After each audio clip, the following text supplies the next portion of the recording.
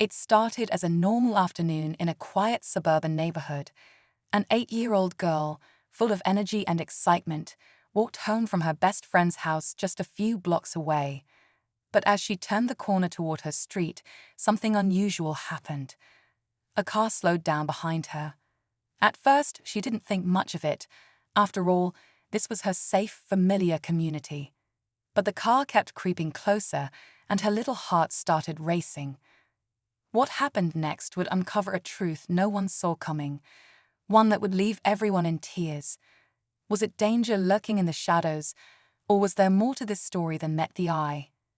This isn't just about what happened on that walk home. It's about what it revealed, about kindness, humanity, and the surprising ways we connect. Stay with us, because this story will move you in ways you won't expect. The girl glanced over her shoulder, clutching her backpack a little tighter. The car was still there, its tires crunching softly against the pavement as it rolled forward. She picked up her pace, her small feet moving faster on the sidewalk. Her home was just a few houses away, and she could already see the porch light glowing warmly. But the closer she got, the more her fear grew. Why was this car following her? Inside the car, two figures sat in the front seats, their faces shadowed by the fading sunlight. They weren't shouting or making any sudden moves, but their quiet presence was unsettling. The little girl's mind raced. Should she run? Should she yell for help? Then, something unexpected happened. The car slowly pulled over to the curb and stopped. The driver's side door opened, and out stepped someone who would change everything. But why were they there? And what did they want? The little girl froze, her heart pounding as the figure stepped out of the car. It was a man, and though his movements seemed calm, she couldn't shake the nervous feeling creeping up her spine. He held something in his hand, small and hard to make out from a distance. She couldn't tell if it was dangerous, but her instincts told her to stay cautious. At the same time, the passenger door opened, and a woman got out. She seemed to glance around nervously before saying something to the man, her voice too low for the girl to hear.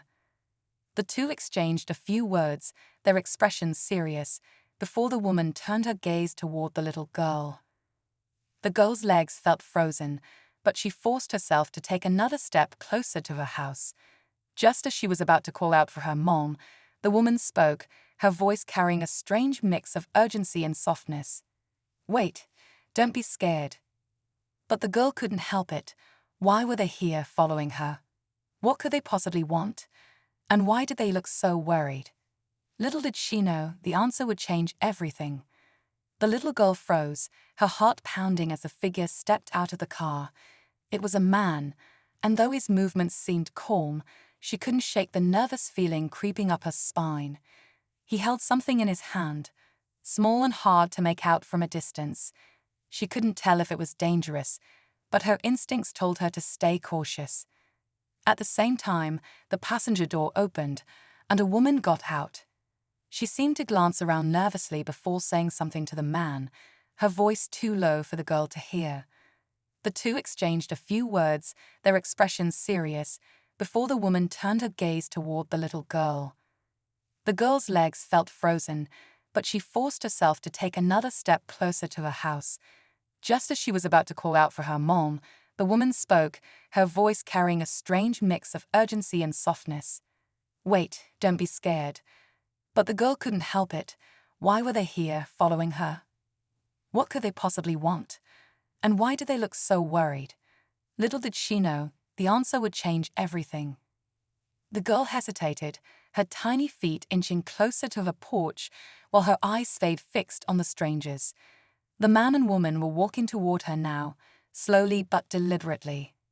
The object in the man's hand caught the light for a moment. It looked like a phone, but what were they doing with it? The woman's expression softened as she raised her hand slightly, almost like she was trying to reassure the girl. "Please wait." The woman called again, her voice trembling slightly. "We're not here to hurt you, we promise." But the girl's instincts were still screaming at her to run. She bolted up the steps of her porch, throwing herself toward the door as fast as she could. Her hand fumbled to twist the doorknob when she heard the woman's voice again, louder this time. You dropped something. The girl froze. Dropped something. She didn't remember losing anything. Slowly, she turned her head, her chest heaving with fear. The man held up a small object, a bright pink wallet with glittery stars. Her wallet. She hadn't even noticed it was missing. But how did they have it? And why were they so desperate to return it? Something about their urgency felt off. As the tension thickened, the girl's mother suddenly opened the door behind her, and everything changed in an instant.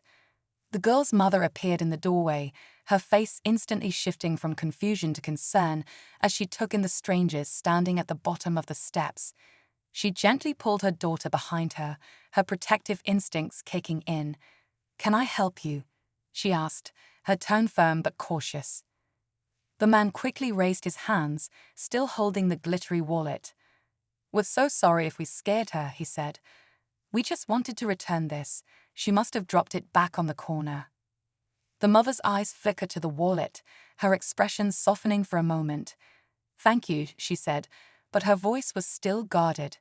"That doesn't explain why you were following her." The woman stepped forward, her eyes wide with urgency. "We didn't just follow her to return the wallet," she said, glancing nervously at the man.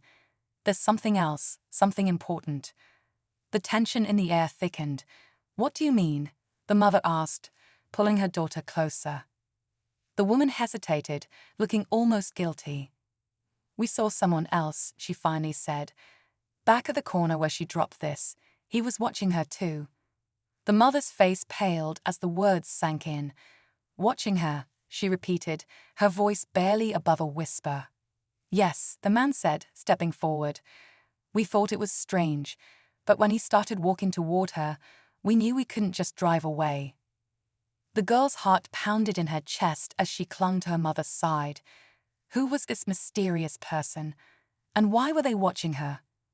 The strangers' faces looked sincere, but their story raised more questions than answers.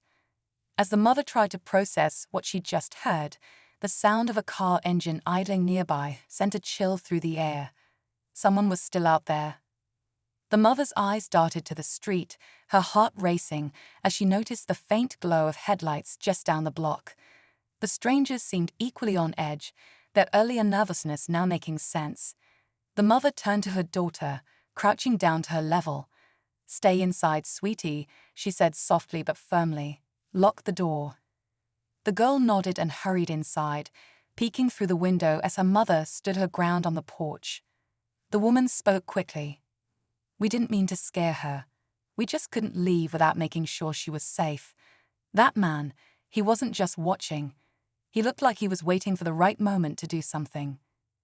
As they spoke, the car at the corner inched closer, its engine rumbling low. The mother squared her shoulders, her voice sharp. "Do you recognize him?" The man shook his head. "No, but something about the way he acted, it didn't feel right." Before anyone could say more, the car suddenly stopped in front of the house. The driver's window rolled down, revealing a middle-aged man with an unshaven face and piercing eyes. He stared at the group for a moment before shouting, "Hey, did you find it yet?" The strangers froze, confusion washing over their faces. The man leaned out of his car.